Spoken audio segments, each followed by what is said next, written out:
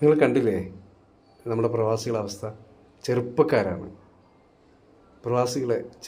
പ്രത്യേകം ചെറുപ്പക്കാരോട് നിങ്ങൾ ഉറക്കം നന്നാക്കണം. നിങ്ങൾ കൂടുതൽ ഉറക്കം ഒഴിയാൻ പാടില്ല.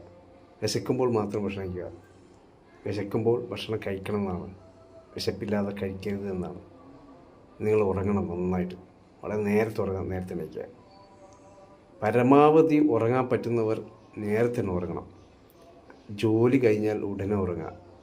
നിങ്ങളുടെ ജോലി രാത്രിയാണെങ്കിൽ പകൽ നിങ്ങൾ നല്ല റൂമുകൾ നല്ല ഡാർക്കാക്കി എല്ലാ ഭാഗത്തും കർട്ടനിട്ട് രാത്രിയുടെ ഫീലിംഗ് ആക്കണം. നിർബന്ധമായിട്ടും ഉറക്കമാണ് നിങ്ങളുടെ ശരീരത്തിൽ നന്നാക്കുന്നത്.